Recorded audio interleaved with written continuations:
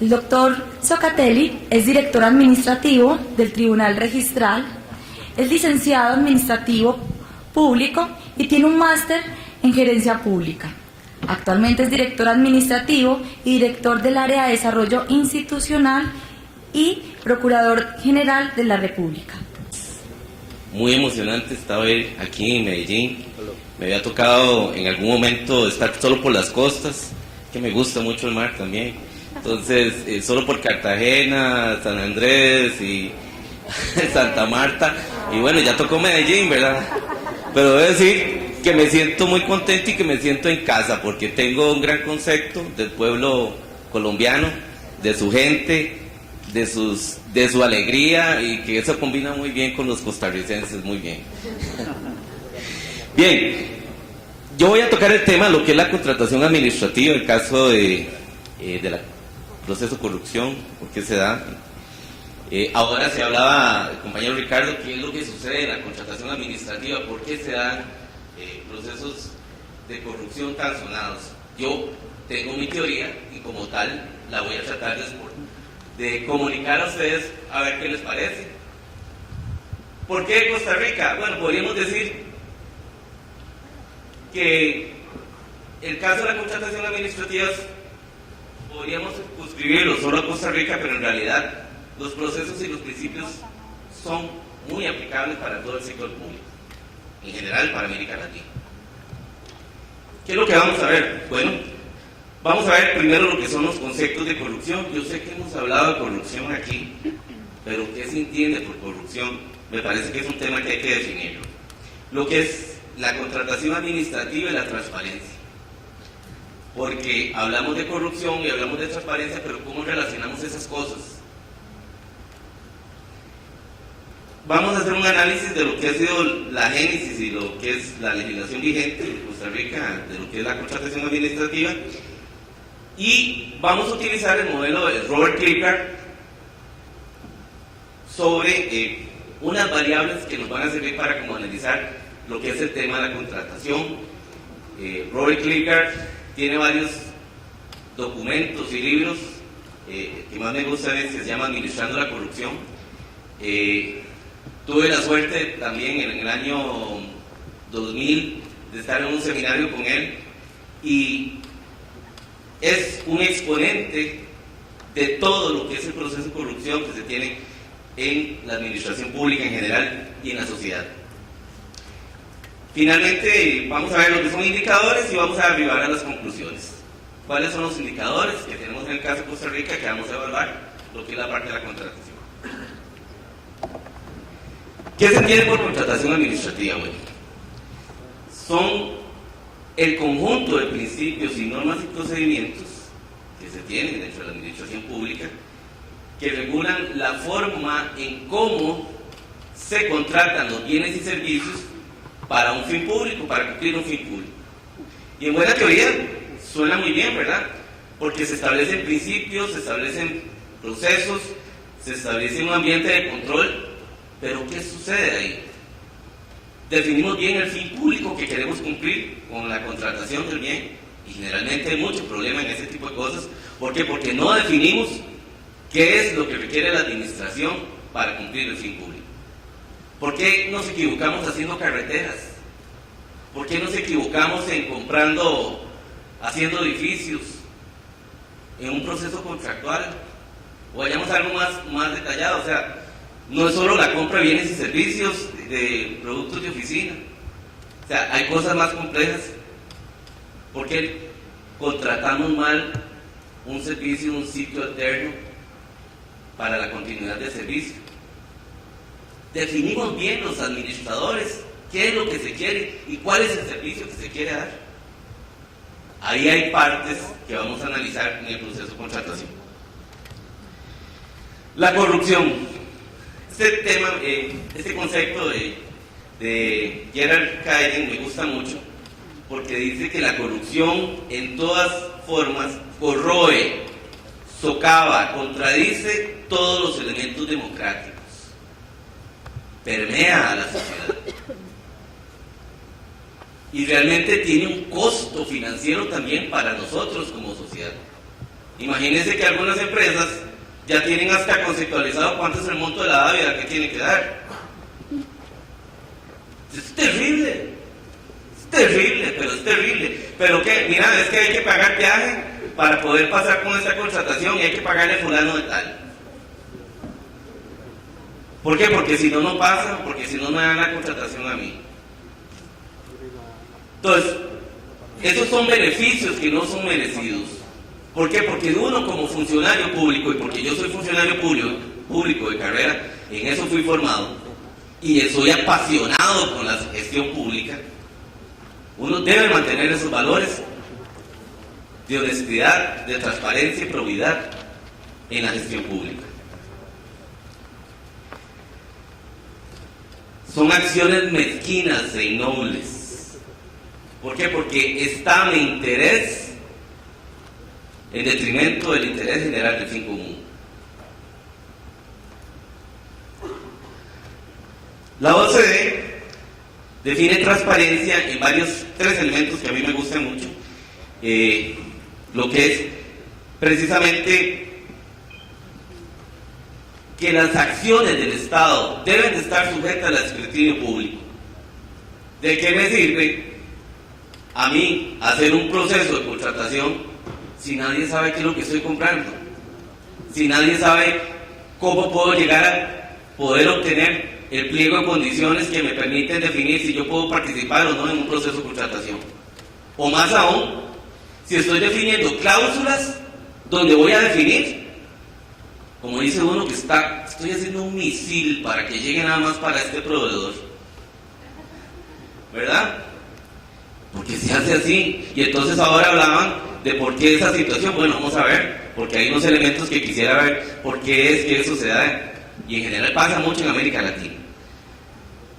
Lo otro es accesibilidad a los servicios públicos, sobre los mismos, que sean de fácil acceso a los ciudadanos. Debe estar presente en todo el proceso de transparencia en la gestión pública. Y lo otro es que haya receptividad, es decir, donde se puedan responder por parte de la sociedad civil a esas necesidades que se plantean. En esas tres condiciones, cuando estamos hablando del proceso de contratación administrativa, son tres variables que nosotros debemos de considerarlas de todo el desarrollo que estamos haciendo en la gestión pública. Porque el proceso de transparencia, y uno dice, bueno, es que es solo contratación administrativa.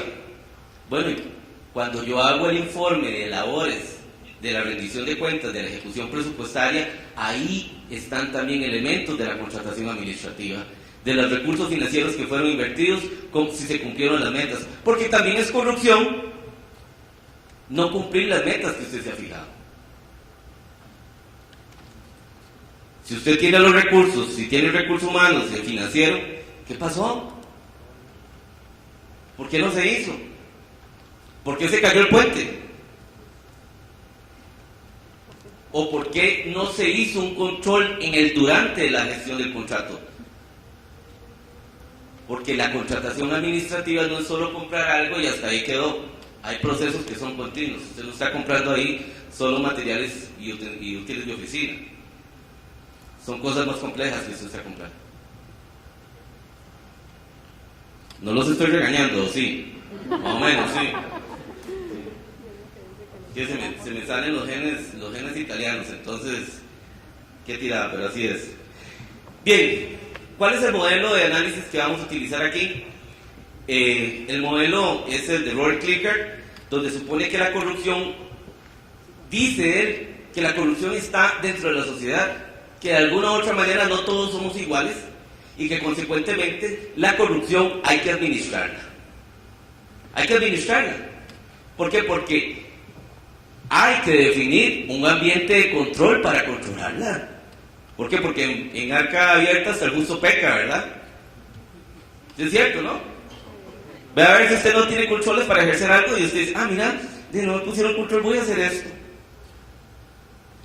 Pero lo cierto es que Robert Klicker señala que la corrupción se tiene que medir en lo que es la parte del monopolio, en las decisiones, es decir, cuando en alguna institución se tiene el monopolio de la toma de decisiones. donde usted tiene una alta capacidad para decidir y direccionar algo que consecuentemente no tenga los elementos técnicos suficientes y consecuentemente puede ser una semilla de corrupción. Lo otro es la discrecionalidad en la toma de decisiones.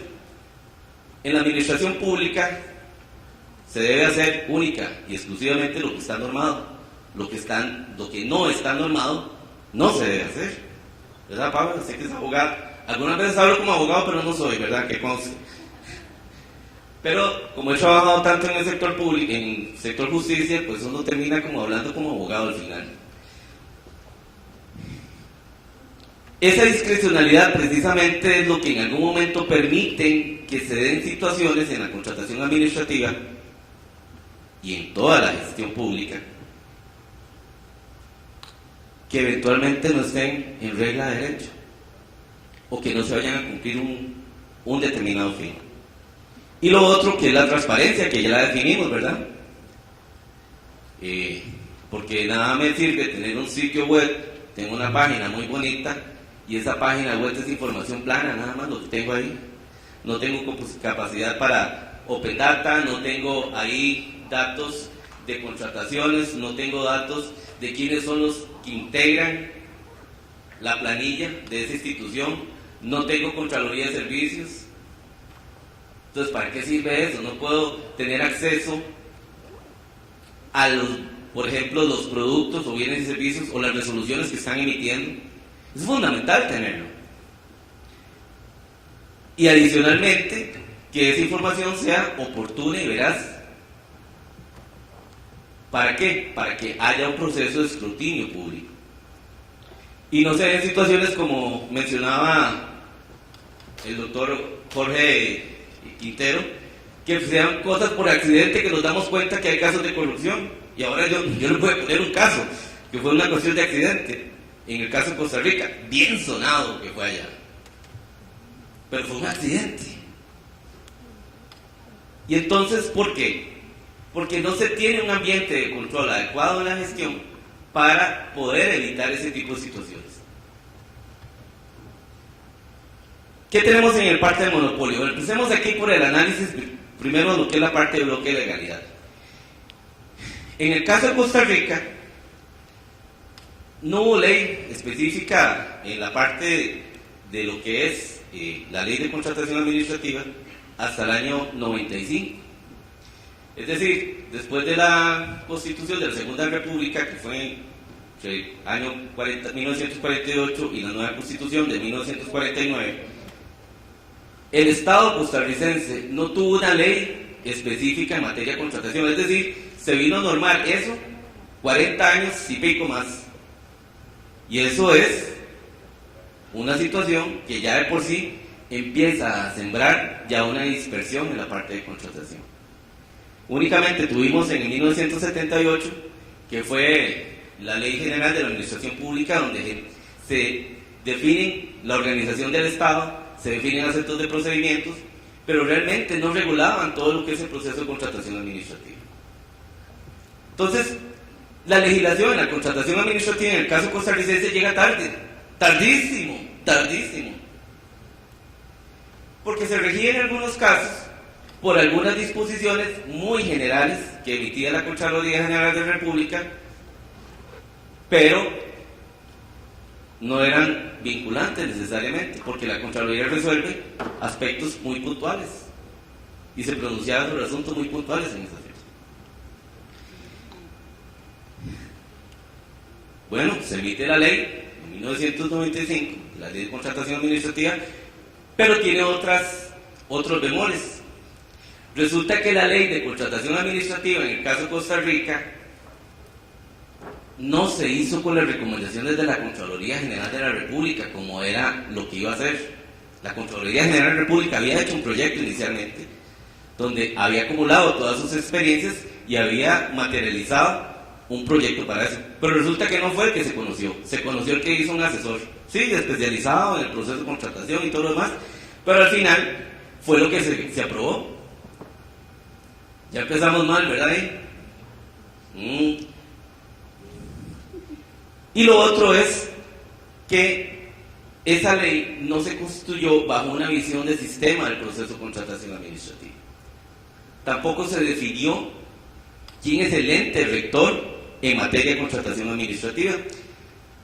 Solo se hace la única excepción para el caso de ministerios, que nosotros denominamos lo que es la administración central, pero ahí únicamente, y oigan, únicamente se consigna el 6% de las contrataciones administrativas dentro del país. Entonces, ¿cómo se pueden generar lineamientos generales para Costa Rica si hay una dispersión tan alta? ¿Se les parece algo así, como en América Latina, parecidos, no? Por otro lado, también tenemos, yo digo, un archipiélago de sistemas, ¿verdad? Porque es un archipiélago de sistemas. Tenemos el sistema CompraRed 2.0, que es una herramienta que inicialmente se hizo por la Dirección General de Contratación Administrativa. Posteriormente tuvimos Merlink, que es una herramienta de contratación que fue donación del gobierno de la República de Corea del Sur, que se le cambió el nombre y ahora se llama Ficopa, ¿verdad? Porque en realidad sigue siendo lo mismo. Tenemos el sistema de compras municipales, que son 81 cantones en el país. Nosotros estamos organizados provincias, posteriormente cantones, y los municipios utilizan un sistema de compras de esa naturaleza. Eso, además de decir que hay entidades que tienen sus propios sabores de herramientas en la parte de contratación administrativa y que únicamente tienen la condición de reportar sus movimientos al sistema integrado de compras de la Contraloría General de la República, que se llama SIAC. Pero el SIAC es meramente una herramienta simplemente de registro. Van entendiendo cómo van sucediendo las cosas, ¿ah? Es como contar el cuento poco a poquito para que vayamos entendiendo un poquito más. Eso es un monopolio, porque si usted como institución tiene sus propias formas y criterios para definir, al final cada institución está definiendo qué es lo que quiere hacer y cómo lo quiere hacer sin ningún... Sí, nos cobijamos sobre una gran sombrilla que se llama la Ley de Contratación Administrativa y su reglamento, pero al final tenemos la capacidad de definir cuáles son los recursos de cuáles son las cláusulas que yo puedo poner de admisibilidad para contratar un bien y servicio, porque no es nada estandarizado. Y entonces, ¿por qué yo le pongo la certificación ISO X a tal contratación y en la anterior no se la puse? Suele suceder, vea, y pasa mucho. O sea, y empezamos a direccionar, entonces ahí es donde digo yo que voy a hacer un misil para que esta contratación solo pueda entrar los que están certificados en esto. Bien es cierto que la contratación administrativa no es una acción popular, estamos claros en eso. Es decir, no todo el mundo puede participar, porque si yo quiero este monitor y que tenga estas características, que sea de ahorro energético, pensando en toda la normativa sostenible, eventualmente habrá unos que no tengan esa norma y no necesariamente van a poder participar, pero lo cierto es que uno tiene que buscar que esa condición que se está poniendo permita que ingresen más proveedores.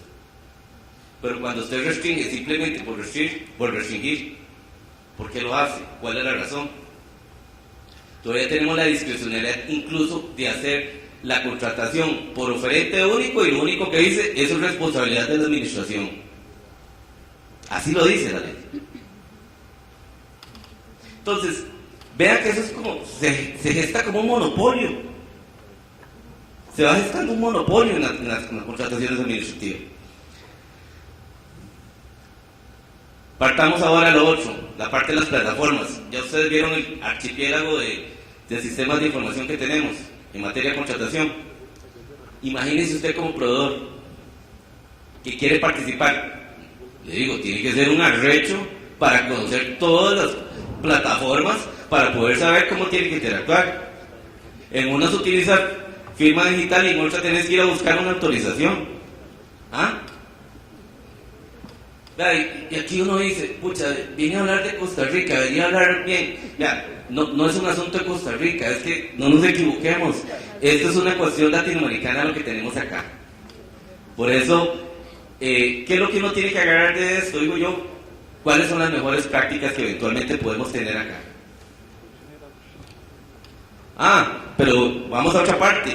Los registros de proveedores, resulta que las instituciones, algunos manejan un registro de proveedores que usted no conoce, que tiene que estar ahí, porque no saben ni conocer la plataforma, consecuentemente solo se invitan a los que están en ese registro de proveedores. ¿Por qué? Porque no hay un registro de proveedores universal. Paola siente, dice. Paola es de Costa Rica, ya ustedes saben, ¿verdad?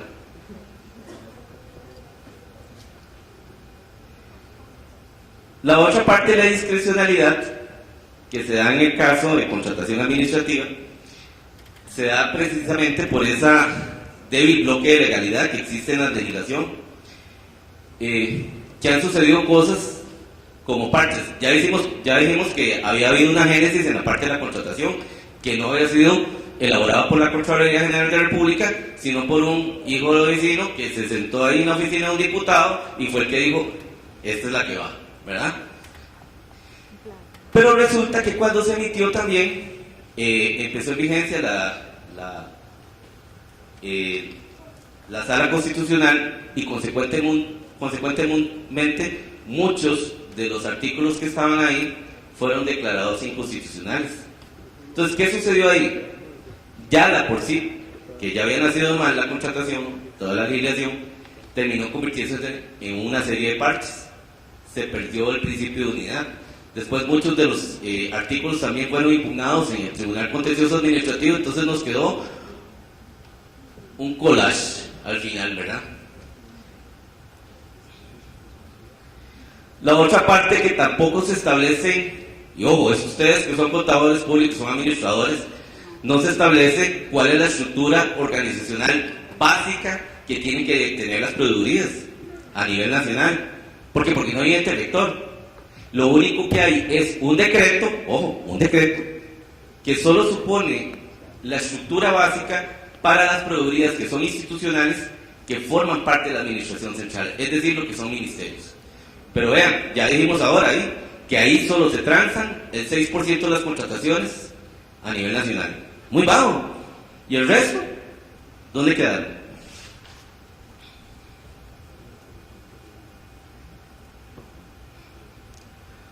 Otro problema de este asunto de la discrecionalidad es que la Contraloría no genera jurisprudencia. Es decir, puede ser que en algún caso la Contraloría resuelva un aspecto de tal forma, pero después, y nos ha tocado un montón de veces, que resuelve de una manera, vamos a ver el mismo caso y resuelve de manera diferente. Y usted dice, ¿por qué? ¿Qué fue lo que pasó ahí? Ese día se levantó mal el funcionario y quiso poner otra cosa. No hay explicación sobre eso. ¿Por qué se da eso? Precisamente porque se parte de un bloque de legalidad muy débil. Algunas veces no prevalece el interés público sino sobre la forma.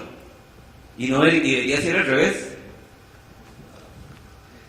Se da poca planificación de las contrataciones y entonces salen contrataciones muy particulares porque vamos a promover un préstamo con un ente financiero internacional que va a tener su proceso de contratación aparte y hacemos una contratación de esos bienes con ese ente, pero suceden casos bien sonados como el caso costarricense, que son de la Caja Costarricense en los préstamos finlandeses, que implicó una serie de situaciones muy duras para nosotros como país, porque dos presidentes en su momento estuvieron vinculados con esa situación. Tras de eso, el debate de eso duró 11 años en resolverse, y eso es muy triste también, con culpa o no de la situación. Lo cierto es que también tenemos que tener una certeza jurídica en ese proceso, pero se dio, y como país nos dolió y nos hirió, y nos dio duro. ¿Qué pasa con los carteles? Nosotros le decimos carteles, pero vamos a decirle pliego de condiciones mejor. Ahí fui por una cuestión muy local que lo puse como carteles, pero explico condiciones para que se entienda correctamente. Se definen, como lo había dicho, requisitos de admisibilidad con certificaciones y evaluaciones, y no hay ninguna estandarización. Es decir, ¿cómo yo voy a evaluar una empresa que necesito que me dé un servicio, por ejemplo, tan sencillo como de vigilancia, un proceso de tercerización, si no hay una estandarización sobre eso? Entonces yo puedo definir como institución, eso es una discrecionalidad terrible, porque usted define su propia forma de evaluación de esas contrataciones, y eso no está regulado. Se habla sobre la evaluación en términos generales, pero no se dice qué. Precisamente esa dispersión, y esto pasa en bastantes países, Chile es el que ha tenido un poquito más o bastante, diría, más en estandarización de ese tipo de contratos a través de Compra Chile. Panamá, reciente data, ha utilizado Panamá Compra. Por ahí tenemos, ustedes aquí tienen Colombia Compra eficientemente, ¿verdad? ¿Sí, así es? A ver, sí, señor. Por eso le digo, los procedimientos están basados bajo la ley de contratación administrativa y su reglamento, pero se da mucha dispersión en los procesos, y los principios están bien.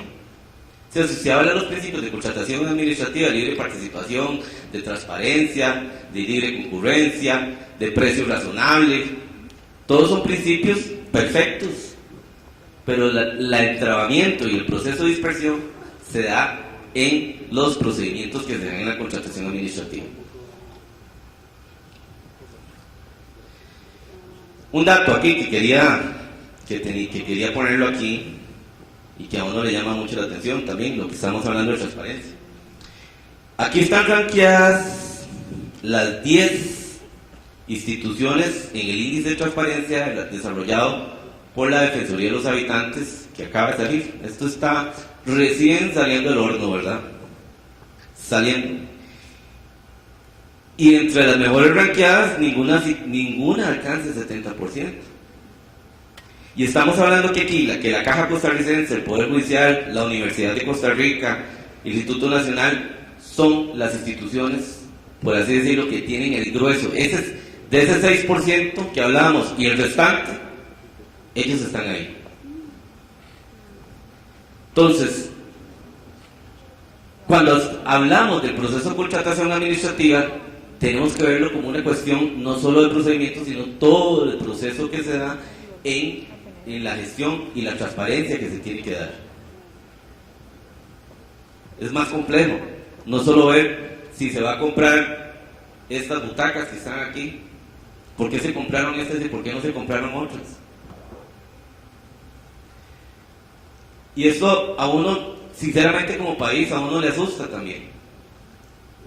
Pero ahora voy a decir cuál es mi posición con eso. O sea, me asusta, pero hay que ser valiente, ¿verdad? Ya voy a terminar.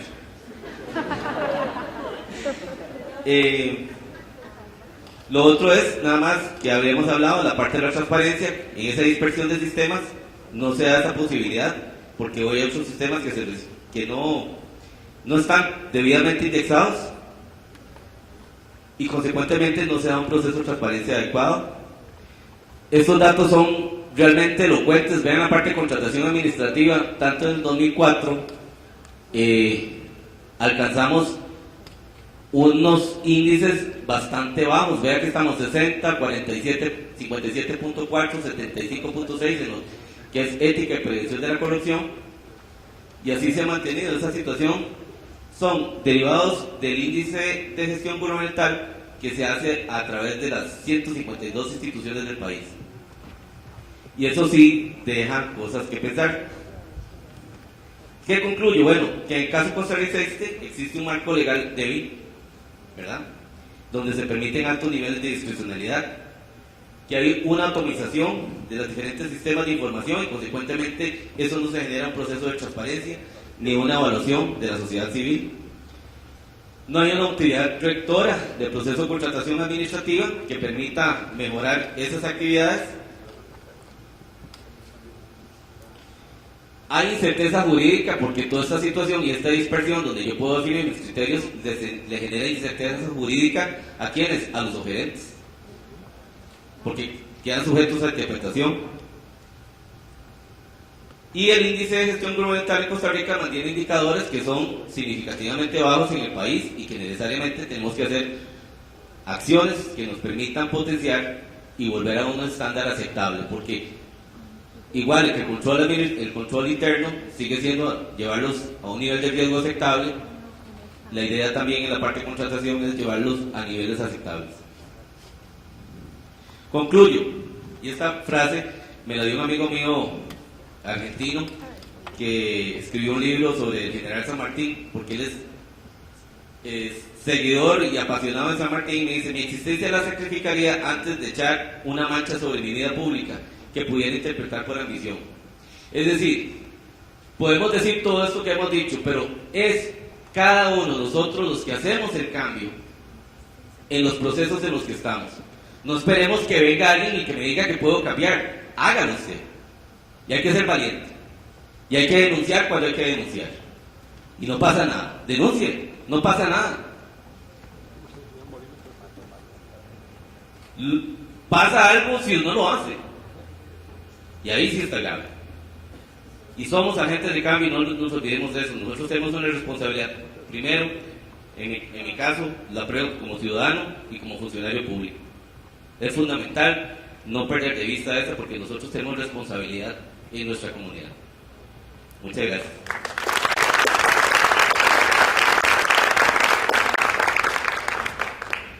Muchísimas gracias, doctor Zoccatelli.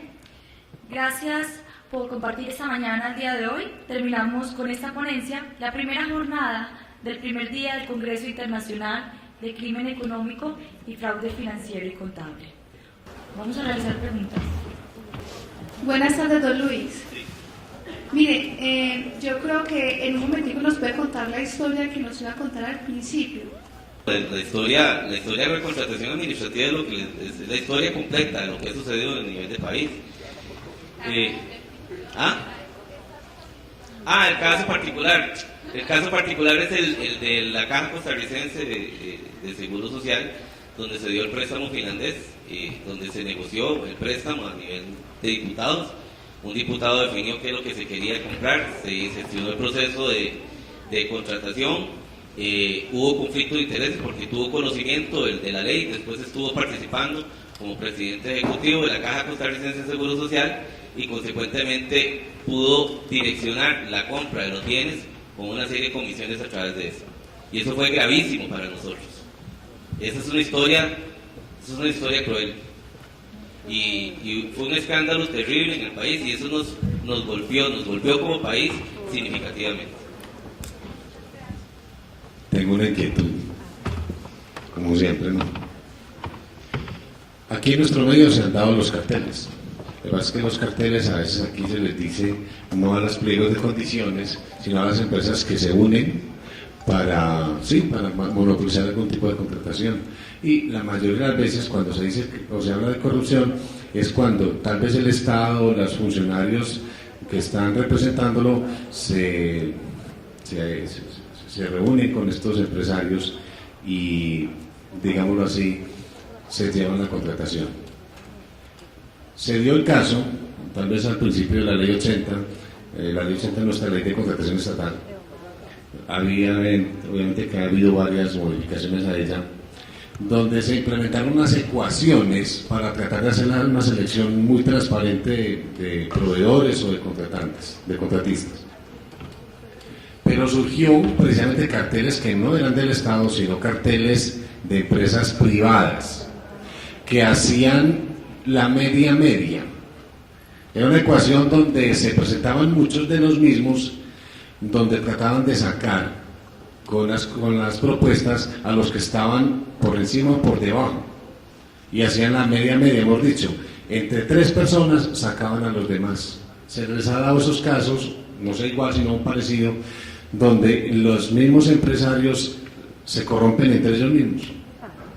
Sí, vean, yo voy a decir una cosa, digamos, de muy personal. A mí me parece que en la parte, digamos, de lo que es contratación de carreteras en el país, donde hemos tenido algunos problemas significativos precisamente porque hay pocos oferentes.